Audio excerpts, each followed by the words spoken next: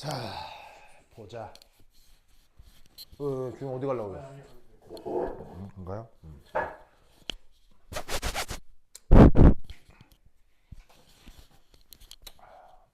우리 송현 어디 갔다 왔어요? 진짜로요? 그래. 송현이 왜 이렇게 말랐어요? 아, 진짜로요? 지금 밥 좀 먹어요. 여기 푸석 들어가지고 어떡해? 뭐야? 밥 좀 많이 먹어야겠죠? 저기 누구냐? 저기 민결이만큼 먹어요. 민결이 먹을 때 좀 뺏어 먹어. 예? 아, 그래요? 그래. 알겠습니다. 자, 보자. 자, 지금 해볼 거는 이제 아이오닉 페어라는 녀석입니다. 아이오닉 페어. 그리고 이제 요 이후부터 내용 들으면 그냥 되는데 앞에 괄호 1이 있고 괄호 2가 있거든요. 괄호 1, 괄호 2. 그거 내용 되게 중요해. 꼭 봐야 되겠어요? 봐야 돼. 이거 소개 나겠죠? 일단 녹화되니까 꼭 봐. 자, 이온쌍이라고 하는 걸 해볼 건데요. 그 이온쌍이 뭐냐라고 했을 때 이제 예시로 들 수 있는 것 중에 하나가 여기 이제 포타슘. 자, 포타슘과 같은 종류의 물질을 그 속성상 뭐라고 하기도 하죠? 이 포타슘 같은 애들 속성상 금속이라고 하죠, 그렇죠? 알칼리 금속. 자, 그러면 플러린은 금속 말고 뭐라고 하죠? 플러린은 금속 말고 비금속이라고 하죠.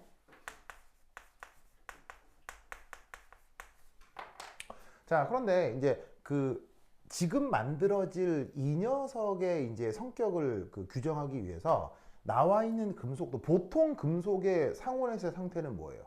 금속 보통 상태, 고체잖아요. 근데 고체가 아니라 그냥 딱 금속 원자 하나가 기체로 있는 상태, 아시겠죠? 요거를 그냥 가정해 보도록 하겠습니다. 그 다음, 사실 플러린도 분자로 존재하면 어떤 상태로 존재해요? F2로 존재하잖아요. F2로 존재하지만 그것도 다 띄어가지고 플러린 원자 하나가 기체로 있는 그 상태를 한번 생각해 보도록 하겠습니다. 그래서 아주 기본적인 전자 이동만으로 이 결합을, 이 반응을 설명해 보려고 하는 거예요. 알겠죠? 자, 그래서 이때 요 딱 금속 원자 하나, 이 플로린 비금속 원자 하나, 분자도 아니고 원자 하나, 여기에서 만약에 이온쌍이라는 게 만들어진다면, 자, 어떻게 될 거냐? 이런 알칼리 금속은 최외각 전자가 몇 개 있어요? 한 개 있죠. 그리고 여기는 몇 개 있어요? 7개가 있잖아. 이때 이 금속은 보통 나중에 무슨 이온이 돼? 양이온이 되지. 그리고 얘는 보통 무슨 음이온이 돼? 음이온이 되지. 그러면 얘가 양이온이 되고 음이온이 되려면 여기 있는 최외각 전자가 띵 하고 뛰쳐나가야 될 거 아니야. 그래서 만들어진 양이온을 지금 여기서 그린 거예요. 알겠죠?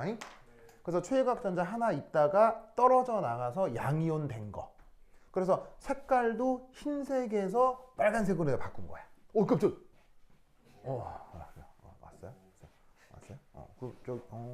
그래. 한부위. 한부위 여기 앉으세요. 괜찮아요? 네. 괜찮아요? 한부위 거기 앉아요. 좋았어. 그럼 나는 이거 복합적으로 써도 되겠다. 강의실 옮길까요? 아니요, 뭐 이 정도 아직 이 정도는 괜찮아요. 네. 혹은 한 명 도우면 한 2명 도우면 이따가 옮겨야 되겠네요. 근데 안 올 것 같은데 이제. 민결이 부르겠습니다. 뭐라고요? 민결이 부르겠습니다. 이거 돼지 오랜만에. 너무 하시네요. 자, 안 보이지? 오케이, 좋아. 자, 이게 2개 있으니까 좀 멋있는데? 왠지 멋있는데? 장난 아니네요. 뭔가 조금 약간 전문적인 느낌도 나고 좋은데요? 혜성아 부럽죠? 네, 그래. 자, 그래서 이제 이렇게 포타슘이 양이온이 되었고, 그리고 이 파란 전자를 이제 누가 받아들이게 된 거예요? 플로린이 받아들여서 1-음이온이 된 거지. 그럼 얘는 양이온이 됐고 음이온이 됐으면 기본적으로 양이온, 음이온 사이에 뭐가 있을 거냐면 정전기적 인력이 우선은 나타날 거 아니야. 그래가지고 양이온 하나, 음이온 하나로부터 만들어진 요 녀석, 이걸 뭐라고 부른다? 아이오닉 페어라고 하는 거예요. 뭔지 아시겠죠? 그리고 이때 어쨌거나 양이온, 음이온으로 구성된 것은 맞으니 이 또한 무슨 결합이겠어? 아이오닉 본드, 이온 결합 물질이 될 거다 이런 얘기지. 무슨 뜻인지 아시겠죠? 자, 그런데 지금 이 상태를 좀 규정해 보려고 하는데 사실 이온 결합 물질과 관련해서 아주 유명한 주제 중에 하나는 바로 이온 결합으로 되어 있는 고체 결정. 무슨 말이겠어요? 자, 그래서 그 고체 결정이라고 하는 게 우리에게 조금 더 익숙하고 지금 이 주제는 아이오닉 페어라고 해서 조금 익숙하지 않을 수 있는데 이 둘에는 약간의 차이가 있어요. 자, 그게 뭐냐? 바로 요렇게 그림으로 그려보았어요. 자, 지금 여기 빨간 동그라미, 파란 동그라미는 지금 여기에 있는 포타슘 양이온과 플러린 음이온을 이렇게 빨간 동그라미, 파란 동그라미로 그린 거다라고 생각해 보자면 만약에 저 양이온과 음이온이 고체 결정을 이루었다라고 하면 이룰 수 있는 구조가 이런 것이라는 얘기인 거죠. 그래서 이때는 여기에 있는 양이온과 음이온이 실제로 여기와 여기 사이에서 접해 있는 걸 뜻하는 거예요. 근데 이제 접해 있음을 3차원으로 다 이렇게 구조적으로 표현해서 그리는 건 좀 어렵기 때문에 양이온과 음이온이 접해 있지만은 이제 그 기하학적인 좀 편리성을 위해서 약간 떨어뜨려 지금 그려놓은 거라는 얘기죠. 그래서 그 양이온과 음이온의 무게중심만을 이렇게 지금 표현을 해놓은 겁니다. 그리고 기하학적으로 여기가 접해 있다면 요렇게도 접해 있을 거고 요렇게도 접해 있을 거고 요렇게도 접해 있을 거고. 뭔 말인지 아시겠죠? 아시겠죠? 그런 상황을 그린 겁니다. 근데 아시다시피 고체 결정이라고 하면 이걸로 끝나는 거예요? 이게 계속 반복되는 거예요? 이게 계속 반복된다라는 건 뭐 예전부터 충분히 알고 있는 거죠. 그래서 이 상태에서 뭐 보시다시피 X축으로도 무한히, Y축으로도 무한히, 그리고 G축으로도 무한히 확장되는 이런 구조가 바로 이온 결합으로부터 구성된 고체 결정 구조가 된다 이런 말입니다. 그러면서 뭐 예전에 뭐 HCP, CCP 이런 거 배웠던 거 기억나요? 뭐 HCP, CCP 그다음에 뭐 면심입방, 철심입방 뭐 그런 거 기억나죠? 그런 것들에 대한 주제가 여기서 연구가 됐었던 거지. 근데 여기에 있는 이 이온 결합 고체 결정에서는 연력학적으로 어떤 에너지 관계가 나타났었냐면 이것도 이제 나중에 배울 거예요. 다시 한번 언급을 할 거예요. 바로 이 고체 결정 내부에는 격자 에너지가 나타나죠. 격자 에너지가 나타나죠. 그래서 사실은 이런 고체 결정에 대한 에너지 상태를 그 뭐냐면은 고려를 할 때는 자, 격자 에너지 혹시 영어로 뭐라 했는지 기억나요? 격자 에너지 영어로 뽀로뽀로뽀로뽀 레티스 에너지라고 했었죠. 그래서 이 격자 에너지 주제 하나만으로도 그 뭐냐면 하루 수업할 내용이 되니까 이건 또 나중에 기회가 되면 말씀드릴 거예요. 여하튼 고체 결정 내에서는 격자 에너지라고 하는 에너지 관계가 뭐냐면 나타나고 그걸로 이 녀석의 뭐 안정하다, 불안하다, 뭐 결합 해링프가 된다, 뭐 고체 결정이 만들어진다 등등등을 얘기했었던 거지. 근데 지금 하려고 하는 건 이게 아니라 이온쌍이라고 하는 건데 그 이온쌍을 모델링으로 표현하면 이런 거란 얘기예요. 빨간 거, 파란 거 각각 저기서 얘기하는 포타슘 양이온, 그 다음에 플로린 음이온을 뜻하고 지금 보시다시피 어떻게 결합만 하고 있는 거냐면 양이온 하나가 음이온 하나하고만 결합하고 있는 상태인 거예요. 그런 식으로 나타난 이 하나를 뭐라고? 이온쌍이라고 하는 거고 나타난 이온쌍끼리는 서로 얼마나 떨어져 있겠어요? 서로 무한정 멀리 떨어져 있는 거예요. 무슨 말인지 알겠어요? 그래서 고체 결정은 그 양이온과 음이온이 다닥다닥 접해서 붙어 있는 거고 지금 언급하려고 하는 이온쌍은 그냥 양이온 하나, 음이온 하나. 무슨 말인지 알겠어요? 그거로만 돼 있는 녀석인 거예요. 또 다른 이온쌍이 나타난다라고 하더라도 이 둘 사이의 거리는 무한정 떨어져 있는 상태. 아시겠죠? 그러니까 이 상황에서는 뭐가 나타나지 않겠어요? 이 상황에서는. 그렇지. no 격자 에너지. 그래서 이온쌍이라고 하는 건 우선은 격자 에너지를 고려하지 않는 양이온과 음이온 사이의 정전기적 상호작용만 고려하는 상황인 겁니다. 뭔 말인지 아시겠죠? 그렇죠? 그러면 당연히 둘 중 어디가 사실은 뭐냐면은 수리적으로 표현하기가 조금 더 편하겠습니까? 둘 중에 어디가 조금 더 편리하게 표현될 수 있겠어요? 이쪽이 조금 더 편한 거예요. 뭐를 고려하지 않아도 되니까, 격자 에너지를 고려하지 않아도 되니까. 그럴 때 이 단순한 모델에서 위치 에너지 관점으로, 포텐셜 에너지 관점으로 이 이온쌍 형성을 설명해 보겠다, 이런 말이죠. 됐죠? 오늘을 꼭 기억해 두시기 바랍니다. 오케이, 됐다. 좋아요? 좋습니다. 좋아요. 혜정이가 평소에 이렇게 좀 재밌는 말도 많이 하고 그러나요? 잘 안 합니까? 여자애들한테만 재밌는 얘기를 한다고요? 그렇군요. 알겠습니다. 혜정이 얼굴이 빨개졌는데요? 안 보여지네. 그럼 한비는 혜정이 보면 재밌습니까? 한심해요? 그러면? 네. 한심하다고요? 혜정이는 보면 한심하게 느껴지. 저도 안 싫어요. 그래, 싸우지 말고. 네, 참, 네, 그래요. 다들 친하게 지내야죠. 알겠습니다. 자, 어쨌건. 자, 그럼 이제 이 상황에서 이제 지금 할 얘기는 요거 아니고 요거라서, 그럼 이 이온쌍이 만들어지는 과정의 두 번째 이 과정을 한번 생각해 보도록 하겠습니다. 미케니즘. 이 미케니즘이 어떻게 되겠느냐. 자, 우선 여기서 일어날 거 스텝 1. 자, 맨 처음 이제 어떤 일이 벌어질 거라고 스텝 1?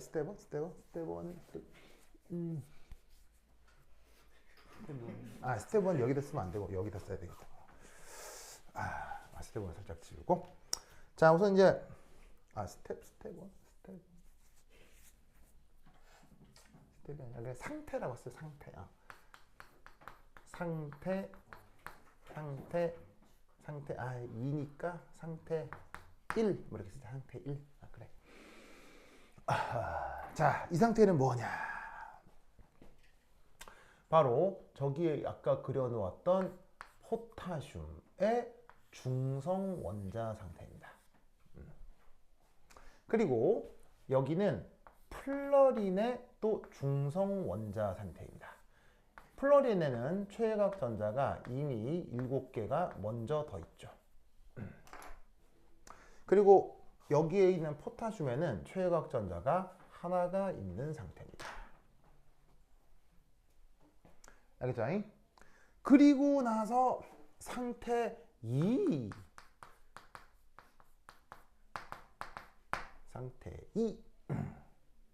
이 상태는 이 포타슘 양이온이 드디어 짜잔 양이온이 된 상태고, 그 다음에 이 플로린 음이온은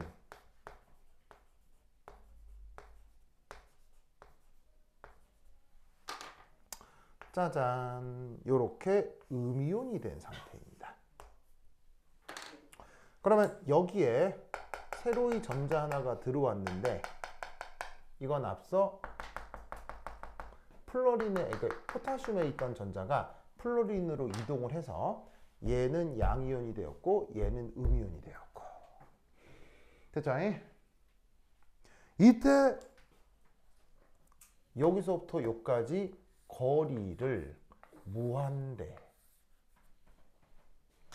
여기서부터 여기까지 거리도 무한대 라고 하죠. 그리고 마지막 상태 세 번째, 여기선 요놈의 양이온과 요놈의 음이온이 가까이 들러붙어서 짜잔, 드디어 이온쌍을 형성한 상태다 라고 해보도록 해요. 이럴 때 이 포타슘 양이온의 원자핵과 플로린 원자의 원자핵 요 사이의 결합 길이가 얼마로 알려져 있냐면 얼마더라 찾아라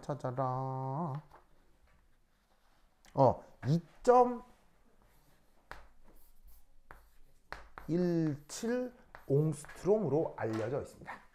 이건 알려진 데이터라고 합시다. 보이세요?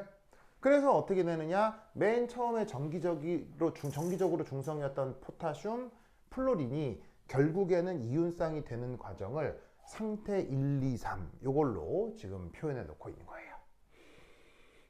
알겠죠? 그러면 이때 상태 1에서 2가 될 때, 2에서 3으로 될 때 뭔가 에너지 관계가 달라졌을 수 있잖아요. 그걸 한번 표현을 해볼 건데, 자, 우선 얘가 이렇게 되려면 뭐 해야 돼요? 얘가 이렇게 하려면 뭐가 튀어나와야 돼? 바로 요 놈의 전자가 이압하고 뛰쳐나가야 되죠? 전자가 뿅 발사 이렇게 돼야 되잖아. 이렇게 전자가 뿅 튀어나가는 이 과정을 뭐라고 하죠? 그렇지. 이온화 과정이라고 하죠. 그런데 그 전자가 결국에는 이압해가지고 어디로까지 이동을 해야 돼요? 요까지 들어와야 저놈의 전자가 이리 와 있을 거 아니야. 그러면 외부의 전자가 이런 식으로 뿅 들어가는 이런 상황을 뭐냐면 전문 용어로 뭐라고 하죠?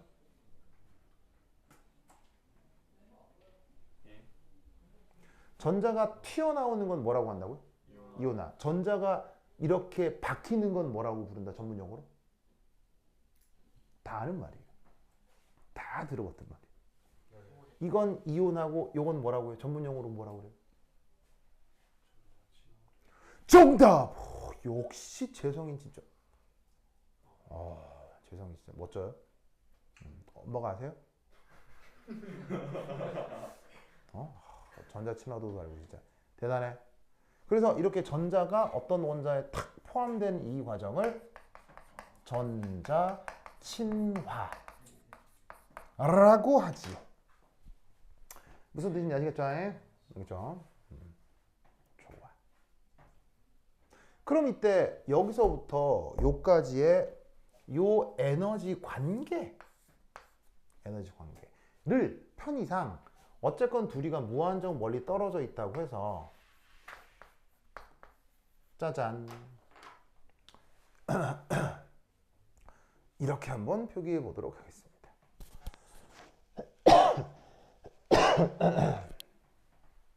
이렇게 한번 표기를 해보도록 하겠습니다. 자, 얘는 뭐냐면 여기서부터 여기까지의 변화인데 이 변화에서는 무슨 일이 벌어졌냐면 포타슘 이온 입장에서는 뭐가 일어났어요? 이온화가 일어났죠? 맞습니까? IE가 뭐 줄임말이에요? 이온화 에너지. 아시겠죠? 이온화 에너지. 자, 그리고 여기서부터 여기까지 변화해서 플로린은 무엇이 되었습니까? 음이온이 되었죠. 음이온이 되는 과정을 전문용어로 뭐라고 한다고요? 전자 친화. 영어로 뭐라고 해요? 일렉트론 어피니티라고 해서 뭐로 줄여 쓰느냐? EA라고 줄여 쓰죠.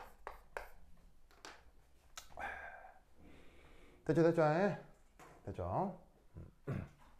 이때 전자 친화는 항상 흡열이에요, 항상 발열이에요. 이온화는 항상 발열이에요, 항상 흡열이에요. 이온화는 항상 흡열 과정이죠. 이 과정이 흡열이라고. 그런데 이 전자가 플로린으로 들어가는 전자 친화 과정은 흡열이에요, 발열이에요? 요게 발열이라고. 얘는 흡열이고 얘는 발열이고. 알겠죠? 그러면 이 포타슘의 이온화 에너지가 얼마나 발열이냐? 그건 이미 데이터가 나와 있겠죠? 그 데이터가 얼마더라? 419. 그리고 이 플러린의 전자 친화도도 이미 알려져 있겠죠, 그렇죠? 알려져 있겠죠? 걔가 얼마냐면 328. 아시겠죠? 그렇죠? 그러면 이때 얘는 뭐라고요? 흡열이고 얘는 발열이고 그럼 둘의 에너지를 고려할 때는 부호를 반대로 해줘야 되겠죠. 그래서 얘 419만큼 발열이 되었고 흡열이 되었고 플러린이 전자친화가 되면서 발열이 되었으니까 전체 에너지를 계산할 때는 둘의 차이를 계산해 줘야 되겠다. 그러면 그 값이 이 경우 얼마가 되겠습니까? 91 kJ/mol. 아시겠죠? 여기까지 됐습니까? 예. 시효됐죠? 당연하죠. 오! 그러면 이 또한 전체 에너지 부호가 플러스가 된 겁니까? 마이너스가 된 겁니까? 플러스. 그러면 어쨌건 에너지 관계가 플러스라는 얘기는 발열입니까? 흡열입니까? 흡열. 아시겠죠?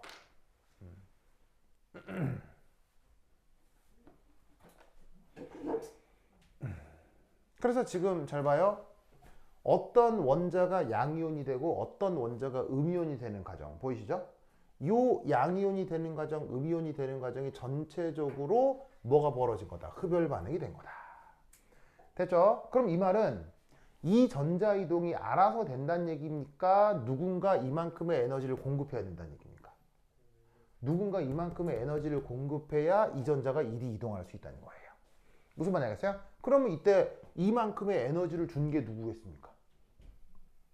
바로 invisible hands. 보이지 않는 선. 무슨 말인지 알겠어요? 그게 얘네들 입장에서는 뭐가 되겠어요? 뭐 사람이 되겠죠. 무슨 말인지 알겠어요? 그래서 사람이 요 정도의 에너지를 공급을 하면은 여기서부터 요까지를 변화시킬 수 있다. 무슨 말인지 알겠죠? 됐습니까? 됐죠? 혜정이 이렇게 그 의심스러운 눈초리로 보는 거예요. 그래요? 그래? 알겠습니다. 그래요. 그래요. 그 국정원에 끌려온 그 보이부 요원 같은 표정을. 네. 보이부 알죠? 보이부. 보이부는 어디 있는 기관이에요? 북한. 확실하네. 네, 북한 그 인민무력부 소속의 정보기관이 보이부예요. 그러니까 우리나라의 국정원에 해당하는 기관. 네, 거기서 이제 뭐냐면 요원 하나가 이제 국정원에 끌려온 거지. 그리고 신문 당하는 그런 표정을 짓고 있어요? 그래요? 알겠습니다. 자, 어쨌건. 좋아.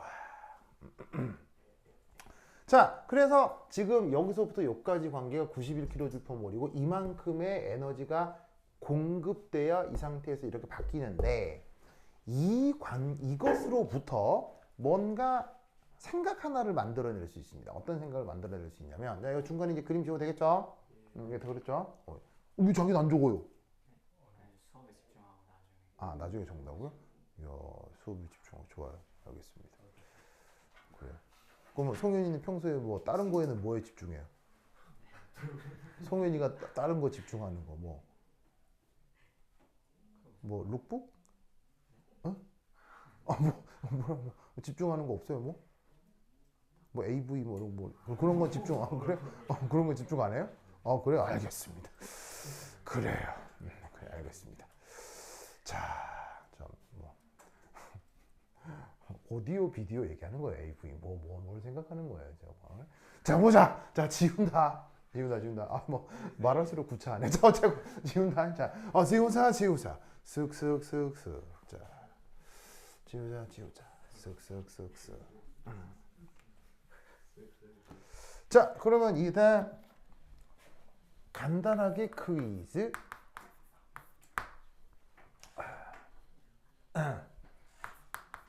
전 우주에서 벌어지는 이온 생성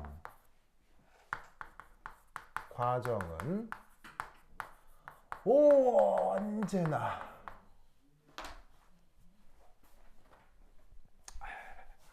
흡열 임을 증명하시오.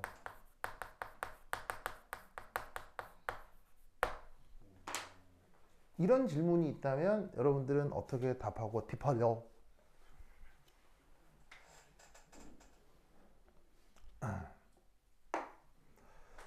자, 우선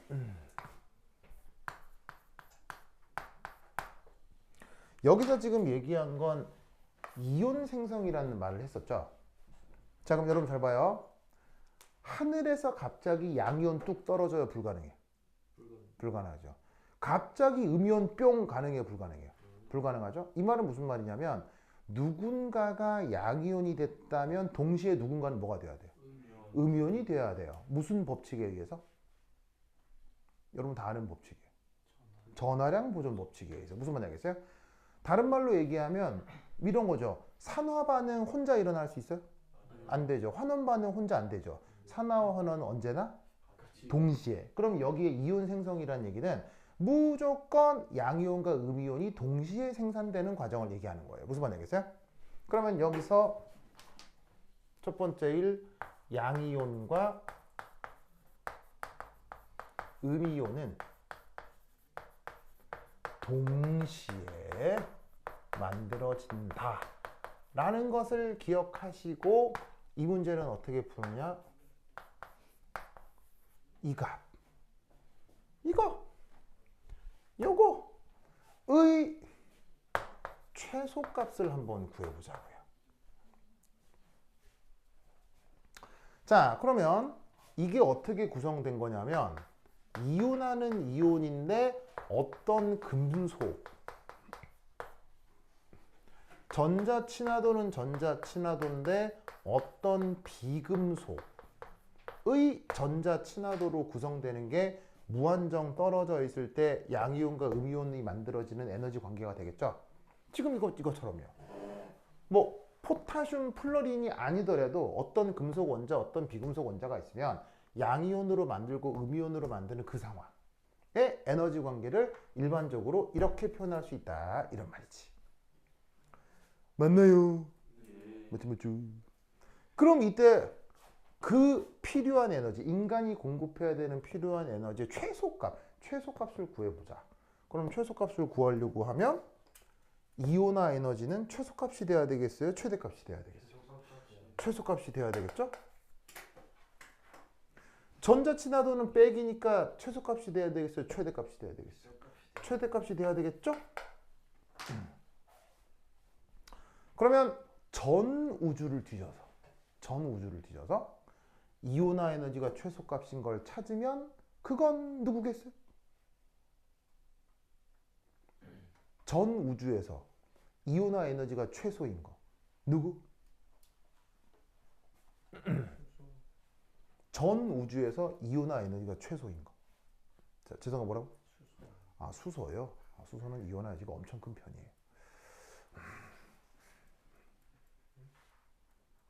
여러분 주기율표에서의 주기성 기억 안 나요? 오른쪽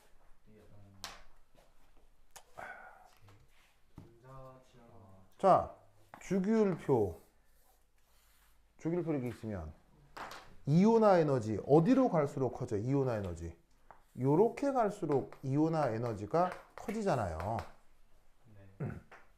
기억납니까? 그래서 뭐 예를 들어서 뭐 플러린, 염소 이런 애들 이온화 에너지 커요, 작아요? 이런 애들이 크지. 뭐 그다음에 비활성 기체 뭐 이런 애들 이온화 에너지 커, 작아요? 크지. 그럼 이온화 에너지의 최소값은 누구란 얘기예요? 최소값은 이쪽이 최소값이겠지. 그럼 이쪽에 누구 있는데? 이쪽에 누구 있는데? 바로 세슘입니다. 세슘입니다. 그래서 어디를 찾아야 되냐면 일족 원소를 찾아야 돼요. 일족 원소. 아시겠죠? 그럼 일족 원소에 누구 있어? 일족 원소 누구 있어? 일족 원소. 수소, 리나, 카, 루, 세, 그 다음에 프란슘 뭐 이렇게 있잖아요. 그러면 이온화 에너지는 어디로 갈수록 커져요? 어디로 갈수록 커져요? 위로 올라갈수록 커지잖아. 어디로 갈수록 작아져요? 내려갈수록 작아지잖아. 그러면 예상해 보기로는 이온화 에너지가 제일 작은 게 프란슘 같지? 근데 프란슘은 실험 데이터가 없어요. 왜? 만든 거라서. 프란슘은 이온화 에너지 실험 데이터가 없어요. 왜? 레이디오 액티브.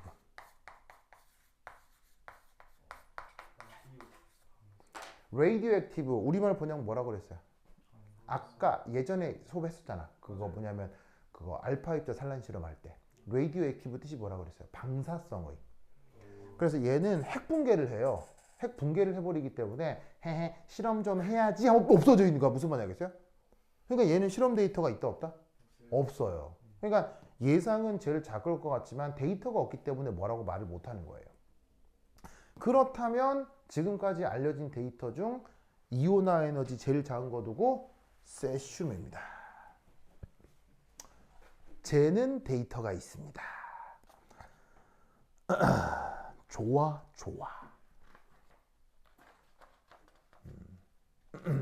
아시겠죠? 됐어. 그러면 이때 저 세슘의 이온화 에너지가 얼마냐? 얼마였더라? 아니, 데이터 어디 갔지? 세슘? 잠깐만 있어봐. 내가 데이터 갖고 올게. 내가 갖고 있었나? 잠깐만 있어봐요. 데이터 저기 있네. 잠깐만. 데이터.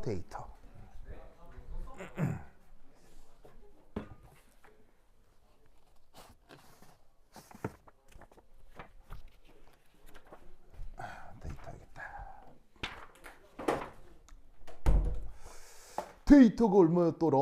세슘.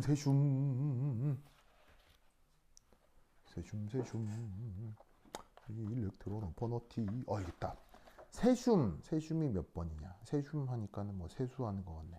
세슘.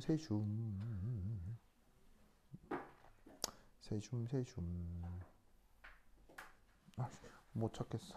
세슘. 루비듐 찾았다. 있다. 세슘 찾았다. 376.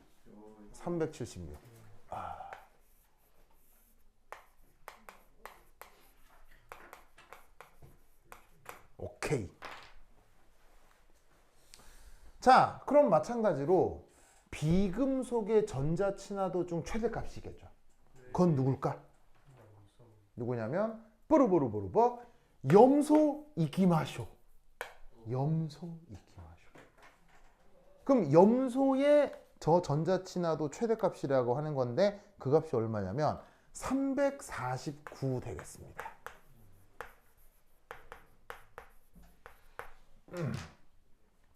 무슨 말 알겠죠?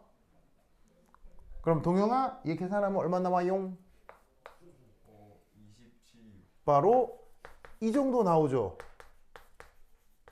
그죠? 네. 그러면 발열이에요, 흡열이에요? 흡열. 흡열이지 뭐. 알겠어요? 최소값이 이거니까 더 작아질 수 없다는 얘기죠. 즉 어떤 녀석들을 양이온으로 음이온으로 동시에 만들면 그때 드는 비용이 무조건 27보다 이상이라는 얘기예요. 그럼 에너지가 들어가니까 발열 가능하다는 얘기예요, 불가능하다는 얘기예요? 발열은 불가능해요. 아시겠죠? 그래서 우리 우주에서 뭔가 이온을 어떤 식으로건 만들어내려면 무조건 흡열이다. 아시겠죠? 그것을 판단하는 기준이 바로 요 델타 E 무한대라고 하는 이 에너지 관계입니다. 뭐가 아시겠죠? 이 점 논리를 꼭꼭 기억해 두시기 바랍니다. 오케이, 잘했다. 자, 됐죠? 그 다음 이 상태에서 뭐를 또 하나 그 계산해 보려고 하냐면 요거 이제 양이온 됐죠? 요거 음이온 됐죠? 그러면 이 양이온과 음이온 사이에 짜잔. 자, 요 C 뭐 줄임말이라고? 바로 쿨롱 상호작용이요. 자, 쿨롱 상호작용 수식이 어떻게 되냐면 4파이 입실론 제로분의 1 4파이 입실론 제로분의 1 곱하기 자 포타슘 플러스의 이온가 얼마겠어요? 1이요. 포타슘 플러스의 이온가 2 플러스겠죠. 전자 하나만큼 플러스일 거 아니에요. 그 다음에 1 마이너스 음이온의 이온가 역시 2 마이너스겠죠. 맞나요? 네. 분의 둘 사이 떨어진 거리 얼마? 무한대면 값이 얼마? 0이지 뭐 하겠죠? 0. 뭐 0인데 왜 구해봤어? 그래서 무한정 떨어져 있으면 쿨롱 상호작용에 의한 에너지 얼마? 0 하겠죠? 그럼 왜 받느냐 이거를 이게 됐을 때의 에너지를 계산해 보려고 한번 시도를 해봤던 거예요. 자 그러면 얘는 어떻게 될 거냐 여기서도 똑같이 쿨롱 상호작용 에너지를 계산해 보려고 해요. 알겠죠? 자 그럼 어떻게 하면 되느냐 4 파이 입실론 제로 분의 1 하고 어쨌건 양이온 음이온이니까 전자 하나 전하량의 플러스 크기 전자 하나 전하량 크기의 마이너스 부호 곱하기 5 이 둘 사이 떨어진 거리가 얼마라고요? 이 둘 사이 떨어진 거리가 R2가 된다 이런 말이에요. 요거 계산하면 쿨롱 상호작용 에너지 계산할 수 있겠죠? 맞습니까? 이때 입실론 제로라고 하는 거 이름이 뭐죠? 진공의 유전율인데 이것도 뭐 필요하면 값들이 다 알려져 있습니다. 그래서 그 값이 뭐 외울 건 없고요. 대략 값이 8.8 곱하기 10의 마이너스 12승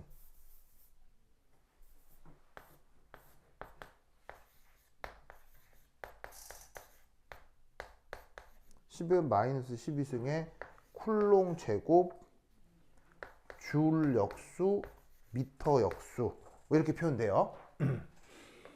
자, 그 다음에 이 전자 전하량 하나 크기는 얼마예요?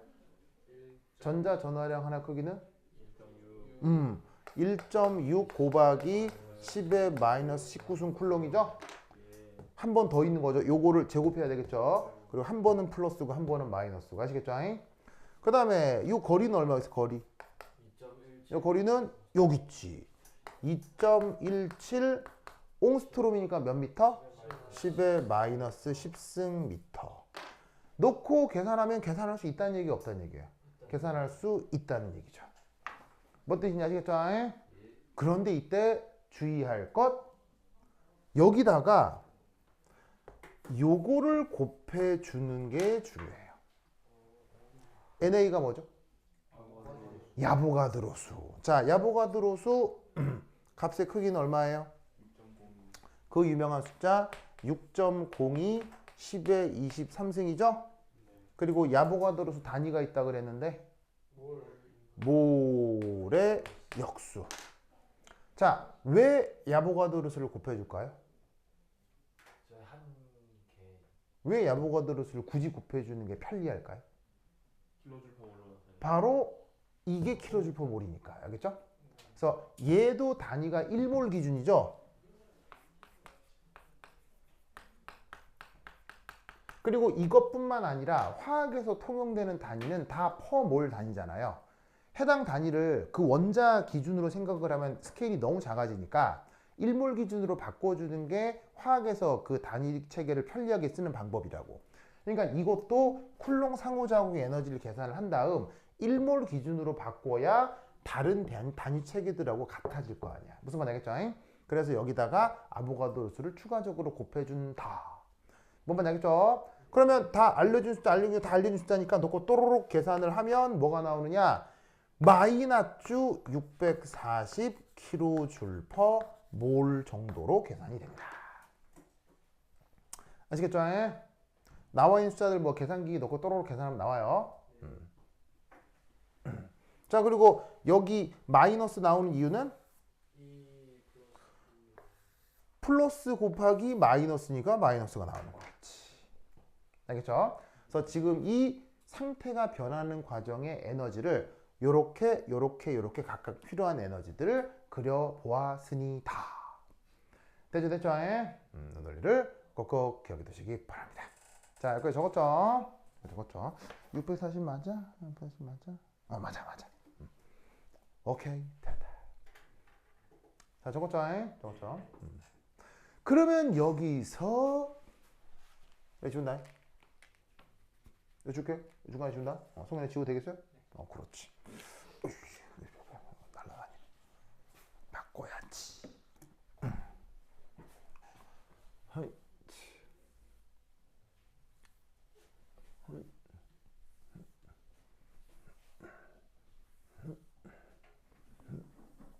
자.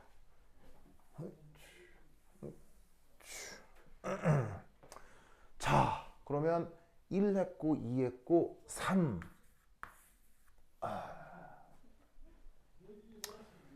위치 에너지 그래프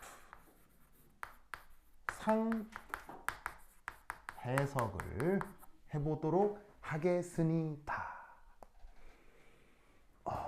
한배 지금 누구한테 연락하는 거야?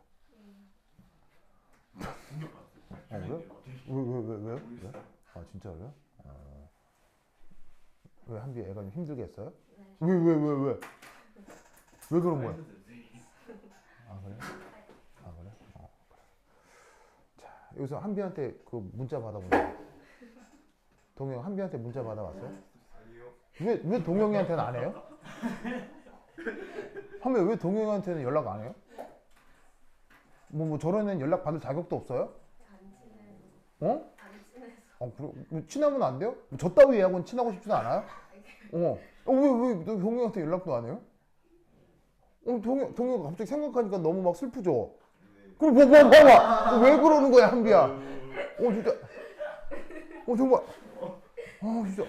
우리 동영이가 그럴 취급 받을 애가 아니란 말이에요. 자, 보자. 그림 그려봅시다.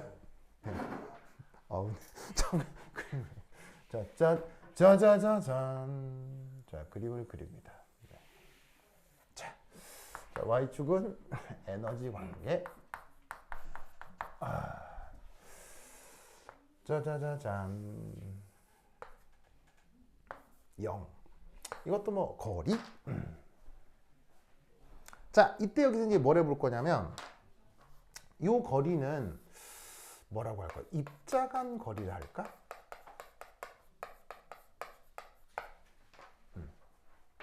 그래서 이때 위치 에너지 그래프를 어떻게 표기할 수 있냐면 요렇게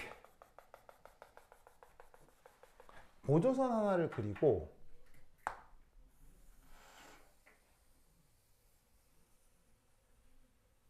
짜잔. 이런 경우는 위치 에너지 그래프를 저런 식으로 표기할 수도 있어요. 자, 여러분 저 그래프 뭔가 본 것 같기도 한데 조금 다르죠. 우리가 저번 시간부터 계속 언급하고 있던 건데 살짝 달라졌죠. 자, 우선 같은 점은 뭐냐면 무슨 그래프죠? 이렇게 푹 들어간 무슨 그래프죠? 우물 그래프죠. 저번 시간부터 계속 얘기했던 이렇게 푹 들어간 우물 그래프는 맞는데 이게 살짝 뭐 해 있어요? 떴죠. 그렇죠. 평행이동 무슨 말인지 알겠어요? 떴다 누구니? 평행이동 좋아요. 평행이동. 자, 그러면 이때 이 평행이동 된 정도가 뭐를 의미하는 거냐면 바로 에너지 스케일을 킬로줄 퍼 몰이라 할 때 여기가 91이에요. 91이에요. 그러면 저 91이 어떤 상황을 의미하는 건지 아시겠어요? 이온됐어요. 그렇지. 자, 뭐냐? 아까 여기서 상태 1, 상태 2, 상태 3을 가정했잖아요. 그러면 여러분 예를 들어 요 위치 이게 저 앞에서 얘기했던 상태 2를 얘기하는 거예요. 바로 뭐냐면 포타슘과 플러린이 그냥 원자 상태에서 무한정 멀리 떨어져 있을 때. 자, 전기적으로 중성인 두 원자가 진짜 무한정 멀리 떨어져 있다면 무슨 상호작용 하겠어요? 뭐 아무런 관계도 없겠어요.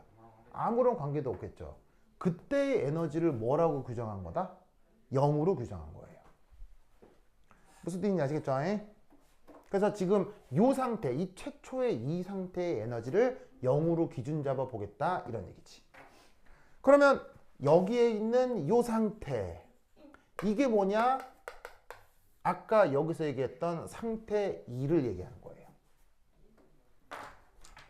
드디어 포타슘이 양이온이 되고 플러린이 음이온이 된 채로 무한정 떨어져 있는 상황.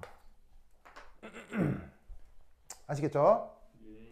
그러면 이때 상태 1과 상태 2 사이에 얼마만큼의 에너지 차이가 나타난다고 했어요? 델타 E 무한대만큼의 에너지가 나타난다고 했죠? 그것이 지금 요렇게 평행이동 된 것처럼 표기가 된 거라 이런 말입니다. 뭔 말인지 아시겠죠? 그죠? 그리고 이때 요 극소점, 요 극소점이 바로 요 위치 에너지의 최소값이 될 건데, 이것도 저번 시간에 말씀드렸지만 지금 언급하려고 하는 플러린과 포타슘으로 만들어낼 수 있는 가장 안정한 상태 누구겠어요? 플러린과 포타슘으로 만들어낼 수 있는 가장 안정한 상태 누구겠어요? 바로 이온쌍이겠죠? 화결합이 됐을 테니까. 알겠죠? 그래서 지금 이 상태에서 바로 이온쌍이 만들어지고 있는 상황일 거라 이런 말이에요. 바로 여기서 얘기하는 상태 3이요. 그래서 뭐 굳이 그리자면 여기에서 진짜로 포타슘 양이온, 플러린 음이온, 이온쌍. 그리고 그때 결합거리가 얼마라고요? 2.17 옹스트롬이니까 이 극소점에서의 X축 좌표가 2.17 옹스트롬 혹은 RE 이렇게 표현되고 있다 이런 말이죠. 아시겠죠? 그래서 이 우물형 그래프를 응용하여 이 이온쌍이 만들어지는 상황의 에너지 관계를 이렇게 표현을 한 거다 이런 말입니다. 아시겠죠?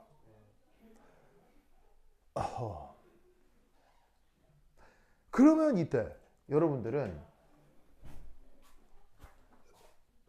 이거 계산할 수 있겠어요? 얼마겠어요?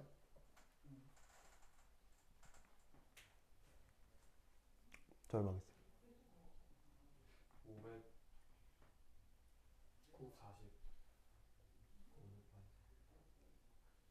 549. 정답! 나이스. 아, 그런 거야? 근데 부호가 틀렸네. 마이너스. 그렇죠. 그렇죠. 자, 이 값이 지금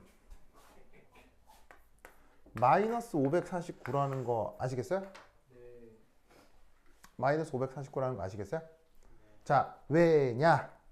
그 계산을 해볼게요. 자, 그럼 여기서 잘 보시면 여기가 상태 2죠. 예. 여기가 상태 3이죠. 예. 그러면 여기서 어떤 계산을 해볼 수가 있냐면 위치 에너지는 위치 에너지인데 상태 2의 위치 에너지와 그 다음 위치 에너지는 위치 에너지인데 상태 3의 위치 에너지 그 다음에 쿨롱 에너지인데 상태 2의 쿨롱 에너지와 쿨롱 에너지인데 상태 3의 쿨롱 에너지 요 사이의 관계가 어떻게 될까요?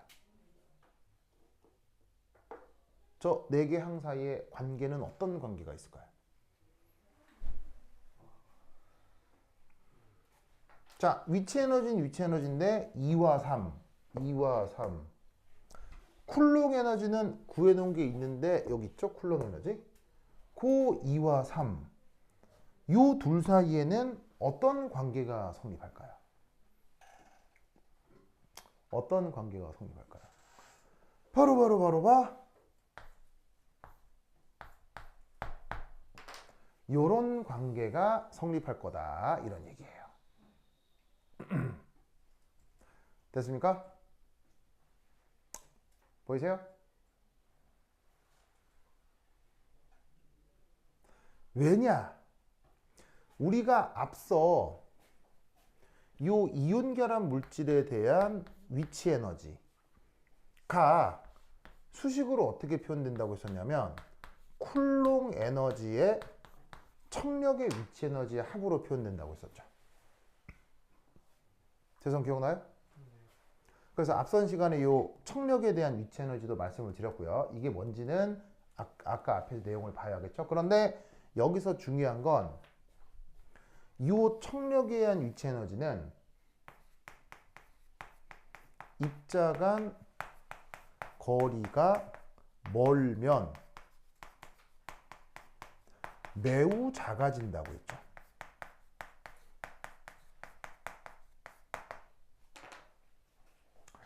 청력에 의한 위치 에너지는 어느 쪽에서 우세하게 나타난다고 했어요. 훨씬 압축됐을 때 이런 상황에서 청력에 의한 위치 에너지가 아주 강하게 나타난다고 했죠. 근데 지금 계산하려고 하는 건 이 영역이란 말이에요. 그럼 이 영역에서는 청력에 의한 위치 에너지가 많이 무시가 돼요. 그래서 전체 위치 에너지가 주로 뭐로만 구성이 된다? 쿨롱 에너지로만 주로 표현이 되는 거라고. 그래서 위치 에너지의 차이는 근사적으로 쿨롱 에너지 차이로 지금 표현이 된다 이런 말이에요. 뭐만 알겠죠? 자, 그러면 각각의 값들이 얼마인지 살펴봅시다. 자, 요 값 얼마예요? 얼마예요? 얼마예요? 91입니다. 이 상태의 위치 에너지잖아. 그럼 이 상태의 위치 에너지 91. 이거 얼마예요? 마이너스 바로 위치 에너지 최소값이지. 여기서 위치 에너지는 그 위치 에너지의 최소값이잖아. 그리고 이거 얼마야? 이거 얼마야? 0이죠? 이거 얼마야? 마이너스 640. 알겠죠? 그러면 이거 쭈루룩 계산하면 마이너스 549 나온다는 거 아시겠죠? 그래서 넘기고 넘겨서 계산하면은 마이너스 549가 나온다고. 아셨죠? 그래서 요것이 바로 이 이온 결합 모델에 대해서 요 위치 에너지 개념을 응용하는 컨셉입니다. 꼭 알아두세요. 알겠죠? 요거 되게 유명한 그 주제고 입시 문제 같은 데서도 잘 다뤄지니까 꼭꼭 기억해 두시기 바랍니다.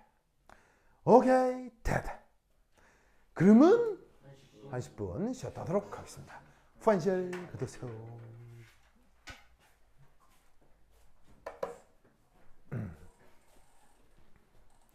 잠깐만. 짜잔.